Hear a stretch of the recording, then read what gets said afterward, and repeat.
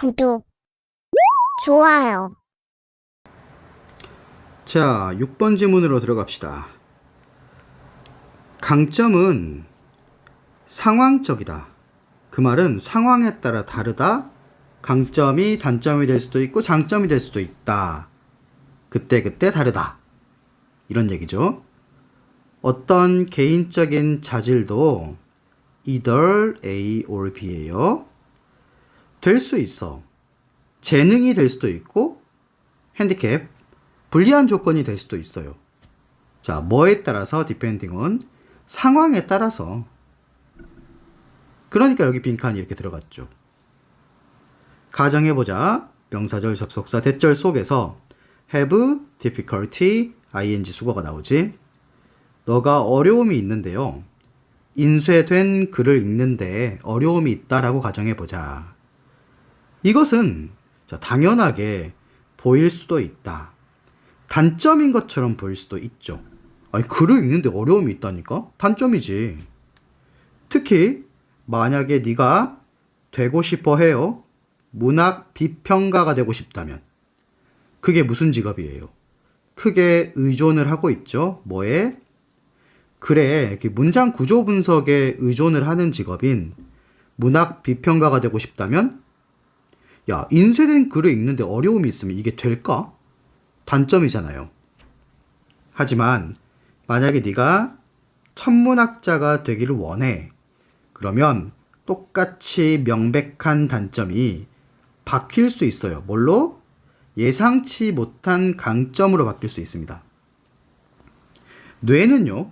많은 사람들의 뇌는 근데 어떤 사람들이야 who have difficulty랑 똑같아요. 읽는 것에 어려움을 겪고 있는 많은 사람들의 뇌는 지금 복수로 쓰였죠? 그럼 여기 복수동사 나와야겠죠? 더 잘 뭐한다? 디텍팅한다, 감지한다. 블랙홀하고 그리고 다른 천체의 변칙적인 것들은 더 잘 감지한다. 읽는 것에 어려움을 겪지만 어때? 이런 천문학적 이미지에서의 이미지 분석은 잘한다는 거야. 뭐보다? 개인들의 뇌보다 뭐가 없는? 읽기에 어려움이 없는 그런 개인의 뇌보다는 이런 천문학적 이미지는 훨씬 더 잘 감지한다. 그리고 공감에 대한 능력, 그것이 간호사에게는 자산일 수 있지만 군용 드론 조종사에게는 단점일 수 있다. 군용 드론 조종사가 공감을 해가지고 이 적군을 드론으로 공격하지 못하면 어떻게 되겠어? 굉장히 큰 단점이 되겠죠. 키가 크다는 것, 동명사 주어고요. 그것은 NBA 선수에게는 장점이지만 광부에게는 단점이다. 광부는 키가 크면 어떻게 되겠니? 이 굴 속으로 들어가서요, 이 채취 작업을 해야 되는데 키가 크면 안 되겠죠. 그래서 선생님도 이 광부 체질이다 라고 볼 수 있어요.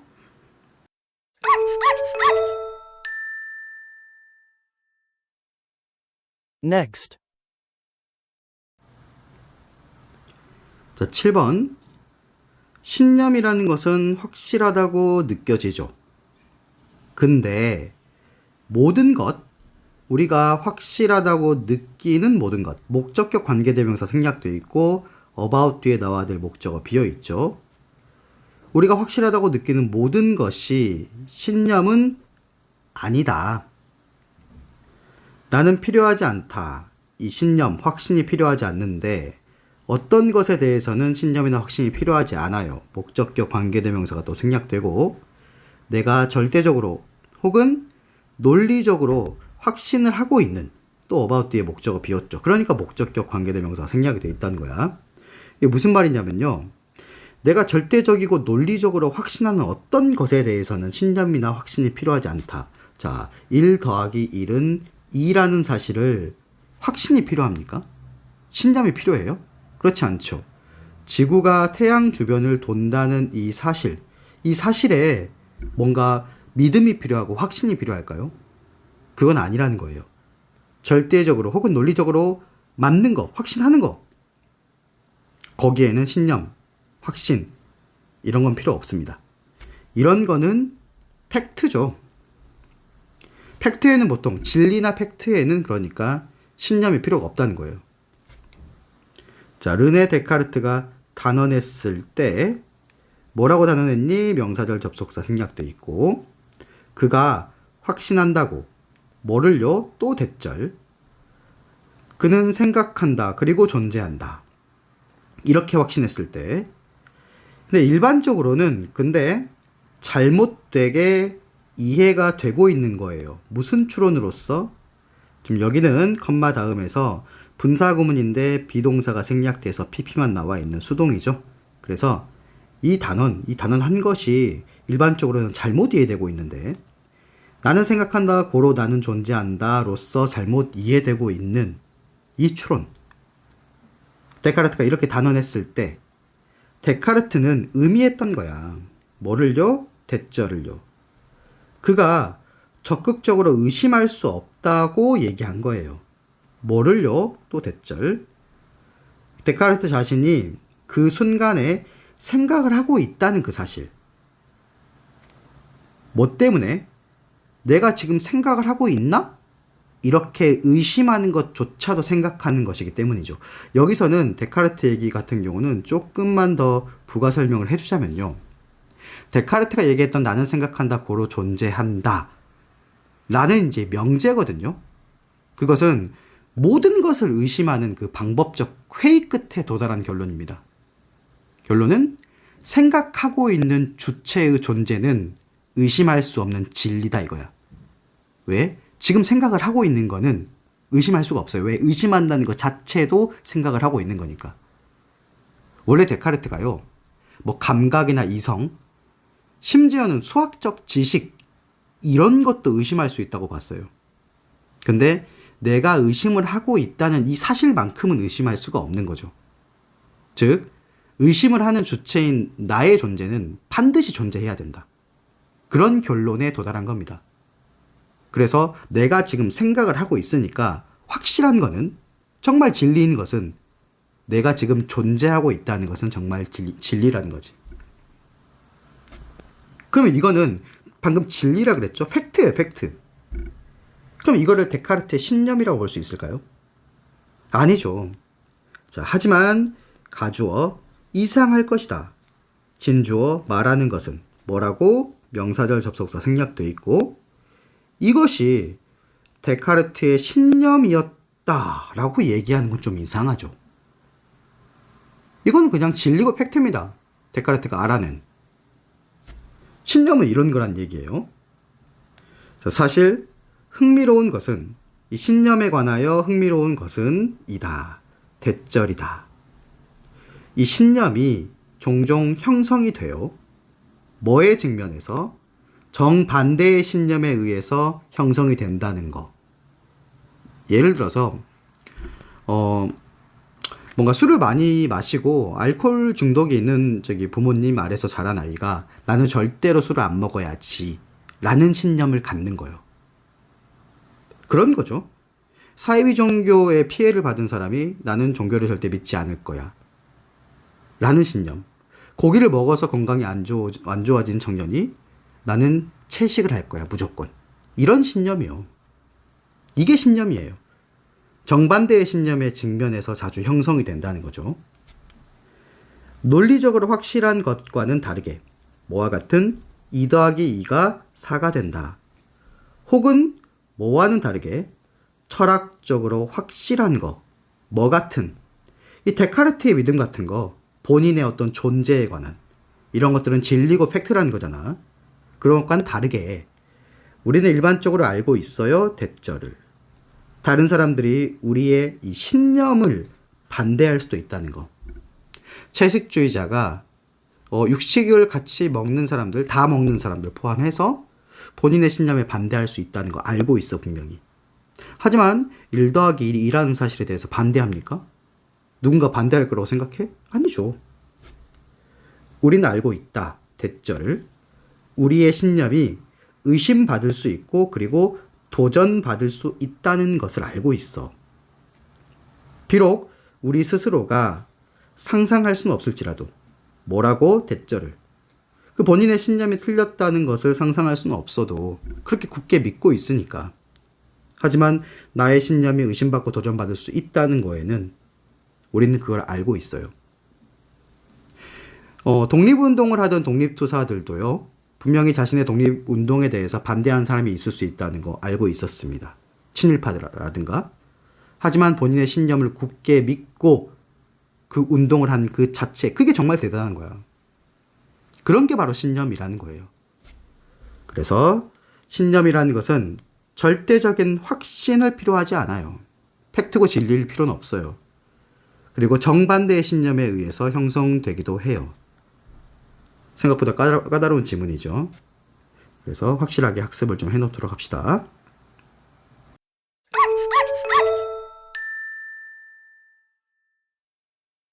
Next. 8번. 연속해서 좀 어려운 지문들이 나오고 있습니다. 이 지문도 생각보다 좀 까다로워요. 햇빛 속에서 우리는 오직 인식할 뿐이다. 전체의 색상, 그리고 미세한 세부 사항들을 인식할 뿐이에요. 뭐에 있어서야? 중심 영역에 있어서야. 뭐에? 우리의 시야에. 자, 우리가 이 방안 전체를 이렇게 살펴본다고 생각해 봅시다. 그럼 우리의 눈이요, 이 방안 전체를 보는 게 아니라 특정 이 일부분만 포커스 맞춰서 보게 됩니다. 그게 이 말이에요. 우리 시야의 중심 영역. 여기에서만 미세한 세부 사항과 전체 색상을 다 인지하고요. 덜 분명해진 모습, 그리고 감소된 색상에 대한 인식. 뭐에서는? 이 시야의 외부 영역은요. 그러니까 너희가 잘 봐보세요. 정면을 보고 있다고 해도 내가 정면을 보고 있을 때 딱 이 정도만 선명하게 들어오고 나머지 이 외부 영역 있죠. 여기는요, 색상에 대한 인식이 감소되어 있는 상태고 덜 분명한 모습일 거예요. 좀 더 흐릿하다는 거지, 중심 영역보다는. 그래서 이 사람의 눈은요, 망원경 있잖아요. 그걸 딱 대고 있을 때처럼 작동을 한다는 얘기예요. 그 동그란 영역, 그 영역만 이렇게 집중해서 잘 보이고 미세한 세부사항까지. 그리고 보이긴 보이는데 주변 영역 있잖아요. 그거는 조금 덜 분명하게 흐릿하게 보인다는 얘기입니다. 우리의 뇌는 그리고 나서 선택을 해요. 비교적 적은 양의 상세한 컬러 이미지를 선택을 하는데, 이 뇌가 제공을 받은 목적격 관계대명사 생략되어 있고 목적어 비어 있죠. 그리고 이것을 사용을 해요. 뭐하고 결합을 해서 PP, 덜 다채롭고 덜 분명한 주변 이미지하고 결합을 해서 첫 번째 문장과 똑같은 말입니다. 뭘 하기 위해서? 해석하기 위해서 이미지를. 근데 뭐하고의 비교를 하는 거니? 기억과 비교를 하는 거야. 저장된 기억. 일생에 걸쳐서 저장된 기억과 비교를 해가지고 그 이미지를 해석하기 위해서 주변 이미지는 덜 다채롭고 덜 분명해요. 그리고 분명히 주변 이미지는 내 기억 속에 들어있는 걸로 채울 수도 있어. 새로운 이미지로 들어가지 않는다는 얘기죠. 신기하죠? 그게 이제 뭐하고 결합되는 거냐면, 비교적 적은 양의 상세해진 컬러 이미지. 이건 뭐겠어? 내가 쳐다보고 있는 부분이지.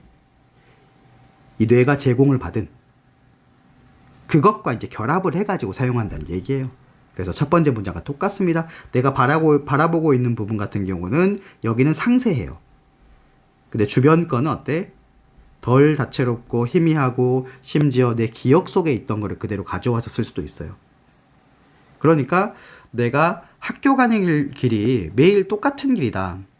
그러면 주변 풍경에다가 그렇게 큰 뭔가 시선을 두고 하나하나 두리번거리면서 다니고 그렇지 않죠. 그런데도 신기하게 나는 그냥 쭉 학교 가는 길을 걸어올 때 풍경이 어땠는지를 다 기억합니다. 왜? 항상 보던 거니까 기억 속에 저장이 돼 있는 거야. 하지만 가는 길에 어느 하나가 바뀌었다, 뭐 나무가 뽑혀 있다, 혹은 가게가 새로 생겼다, 그럼 거기를 또 유심히 살펴보죠. 고개가 그리 가죠. 그러면서 그게 또 기억이 업데이트 되는 거예요. 만약에 우리가 본다면, Y자 모양의 이미지를 한 페이지에서 본다면, 예를 들어서 우리는 해석할 수 있어. 이것을 뭐로써? 3차원적인 표현으로 해석할 수가 있습니다. 모서리에, 이게 무슨 말이냐? 자, y가 이렇게 있잖아요. 페이지에. 그러면요, 이걸 확장시켜 보면요, 이렇게. 그림이 좀 이상한데? 사각형으로 확장을 시켜 봅시다. 그럼 여기 이렇게 모서리처럼 보일 수도 있잖아. Y자를 봤을 때. 이렇게 연상이 가능하다는 거야. 사실 그렇게 쉽지 않지만. 자, 컴마 위치 주격 관계대명사의 계속 적용법. 그것은요, 결국 인지될 수 있습니다.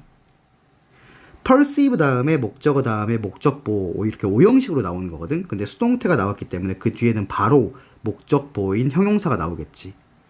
either A or B예요.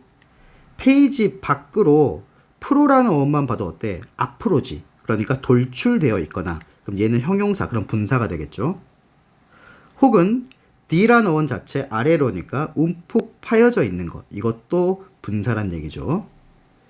이 안으로, 페이지 안으로 움푹 들어갔거나 혹은 페이지 밖으로 돌출됐거나, 아까 봤듯이 요 모양을 봤을 때 요 모서리가 안으로 들어가 있다라고 볼 수도 있고, 3차원적으로 밖으로 나와 있다라고 볼 수도 있는 거야.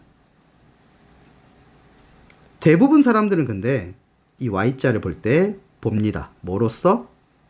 프로젝팅도 마찬가지예요. 앞으로 튀어나와 있는 그런 모서리로 봐요. 문장 끝났고 분사구문. 아마도 뭘 회상하면서? 초기의 기억을 회상하면서. 무슨 초기의 기억? 동격의 접속사. 모서리는 단단하고 뾰족하다라는 초기의 기억을 떠올리기 때문에 밖으로 튀어나와 있는 모서리를 떠올린다는 거지. 근데 그것이 발견된 거야. 여기도 분사. 뭐 할 때 발견이 됐니? 접속사 플러스 ing만 나와 있기 때문에 여기도 분사 구문이죠. 유아 시절에 아주 어렸을 때 네 발로 기어다니면서 탐험할 때 그 뾰족한 부분에 부딪혔거나 막 그런 기억들이 있잖아요. 그때 발견된 모서리는 단단하고 뾰족하다는 그 초기의 기억을 떠올리기 때문이지. 자, 왓절이 주어로 쓰이고 그러면 단수 취급을 해줘야겠죠. 중요한 것은, 여기서 이해해야 할 중요한 것은 이다. 대절이다. 우리의 기억이 중요한 역할을 한다는 거야. 뭐 하는 데 있어서? 시각적 신호를 해석하는 데 있어서. 근데 어떤 시각적 신호? 목적격 관계되면서 생략이 되고 우리가 받아. 그 시각적 신호를 받지. 뭐로부터? 우리의 광수용체로부터. 이게 뭐니? 눈이에요, 눈. 눈으로부터 들어오는 시각적 정보가 있을 거 아니에요? 그것을 해석하는 데 있어서 우리 기억 속에 들어있던 것, 그것이 아주 중요한 역할을 한다는 거죠. 그래서 어두운 밤에 하얀 비닐봉지가 갑자기 휙 하고 날아갔을 때 그런 기억이 없잖아. 근데 우리는 무슨 기억이 있지? 아, 저거 귀신이다. 왜? 미디어나 이런 데서 많이 봤잖아. 그렇게 착각할 수가 있는 겁니다. 만약 우리가 원한다면 어떤 사물을 발견하는 것에 능숙해지기를 원한다면 be good at이나 become good at이나 똑같아요. 우리는 필요하다. 자, 필요하다는 현재인데 투부정사를 현재 완료 형태로 썼습니다. 그러면 이게 어때? 과거부터 최소 현재까지 혹은 과거란 얘기지. 우리가 미리 만들어 놨어야 돼. 상당한 양의 이미지를 그 비교를 위해서 많이 봤어야 돼. 그래야지 우리가 사물을 발견하는데 능숙해진다는 거죠. 내가 전혀 보지 못한 물건 같은 경우는 봤을 때 바로 떠올리지를 못하는 거야. 그래서 시각 이미지 해석에 있어서 기억이 하는 역할, 그거에 관한 글이고요. 상당히 어렵죠? 여러 번 복습해야 됩니다.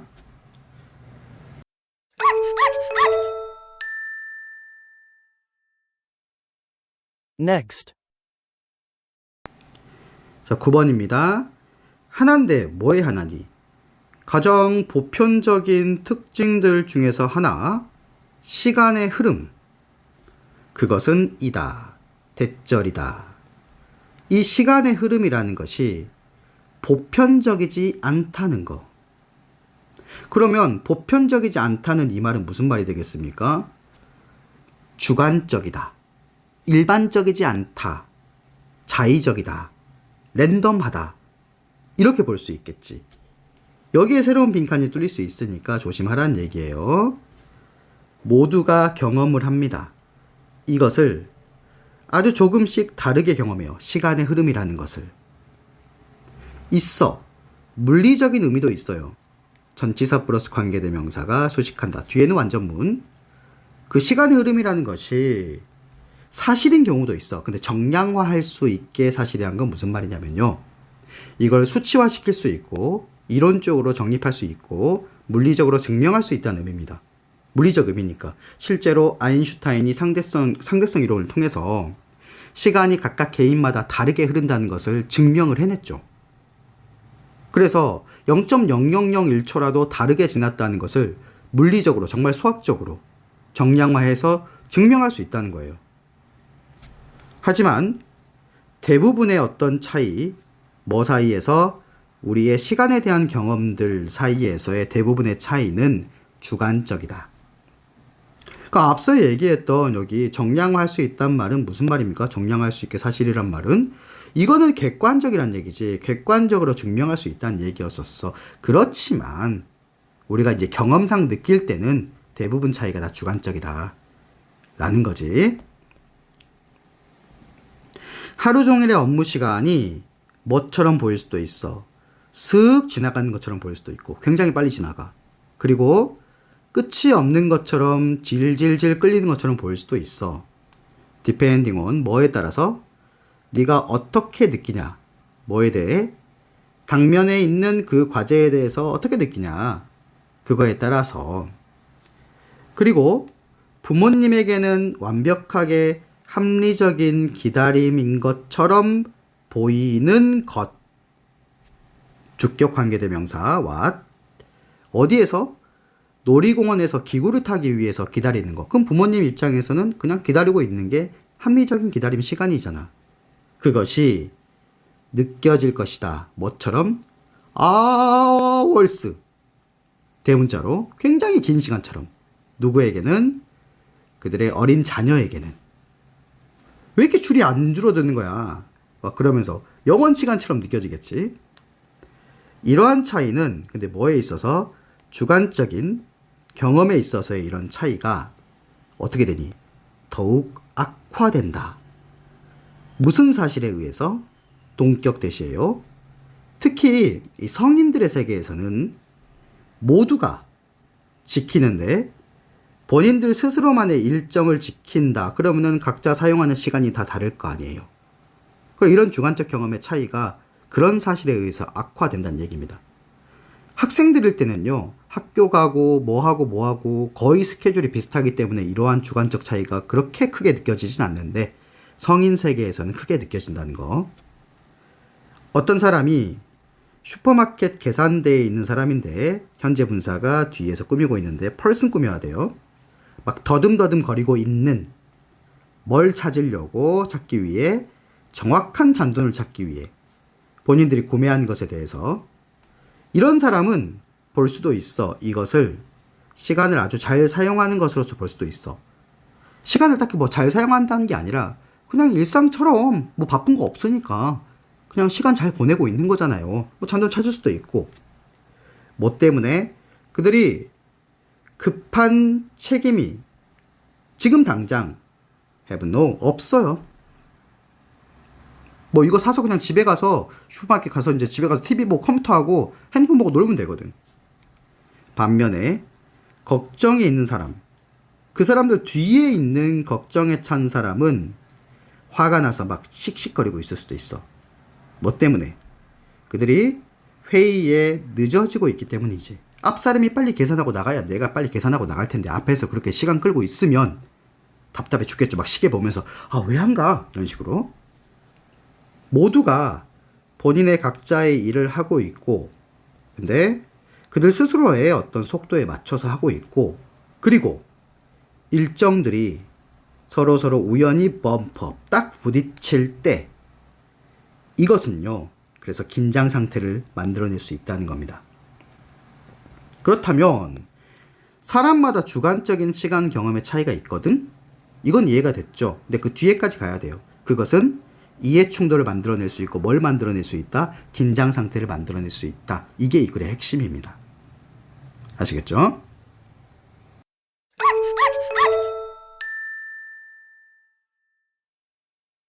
Next. 자, 3강의 마지막 10번입니다. 나는 생각한다.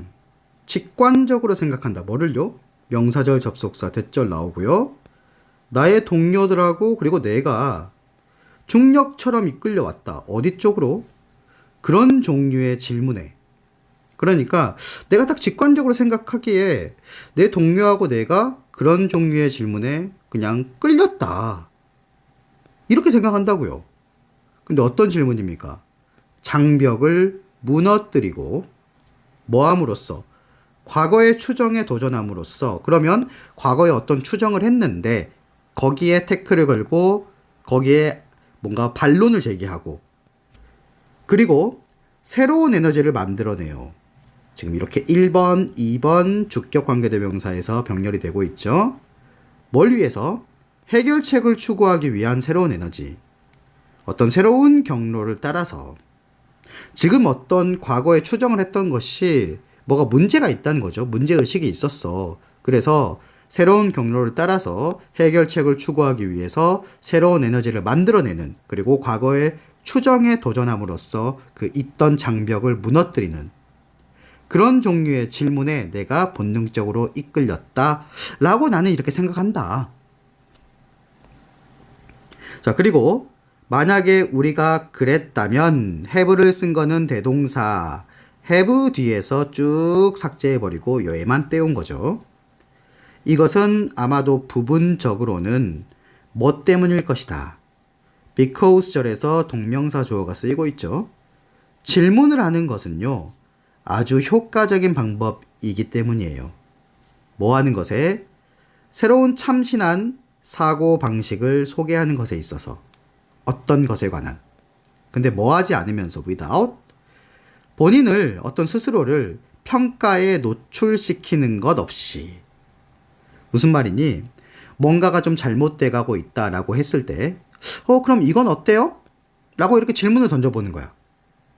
그럼 나는 그냥 질문을 한 것뿐이잖아. 이건 어때요? 라고. 내가 이렇게 하자라고 한 거 아니잖아. 그러니까 평가에 노출시키진 않는다는 거야. 근데 새로운 사고방식을 가져올 수 있는 거지 이게. 결국 질문이라는 것은 의견의 선언이 아니다. 근데 무슨 의견? 공격적인 의견 선언이 아니다. 충분히 공격적인 enough가 뒤에서 꾸미고 있죠. 부사예요. 불씨를 끌어올 만큼 그러니까 비난의 대상이 될 만큼 의역을 하면은 충분히 공격적인 의견 선언은 아닙니다. 질문은. 지금 이거 잘못됐어요. 이렇게 해야 돼요. 라고 하는 건 되게 공격적으로 들리지. 하지만 이거 이렇게 바꿔보면 어때요? 이렇게 얘기하는 것은 공격적이게 들리지 않죠. 이것은 그래서 질문이라는 것은 권유라는 겁니다. 조금 더 생각해 보라는 권유예요. 뭐 안에서? 다른 틀 안에서. 혹은 다른 방식에 따라서.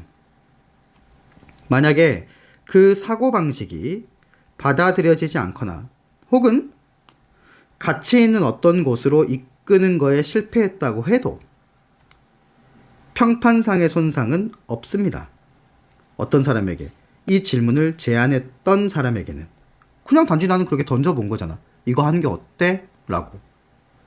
그럼 그 의견을 받아들인 사람이 책임을 지는 거예요. 생각보다는. 이게 좀 이기적인 말일 수 있겠지만은. 맞죠? 만약에 여자친구랑 이제 남자친구랑 이렇게 대화를 하고 있다. 그랬을 때 여자친구가 남자친구한테 오늘 파스타 좀 배고픈 것 같지 않아? 그랬을 때 남자친구가 뭐 먹을래? 파스타는 어때? 라고 얘기하면 파스타는 어제 먹었고 떡볶이는 어때? 라고 했을 때 남자친구가 그 말을 듣고 떡볶이를 시켰다. 근데 맛이 없었어. 책임 누가 지는 거야? 남자친구가 지는 거야. 나는 그냥 질문을 던져본 것 뿐이거든. 그러므로 그리고 한 사람은 더 뭐 할 가능성이 있다. 이것을 put out 그 토론을 위해서 이것을 좀 더 많이 내놓을 제안할 그럴 가능성이 있는 거지.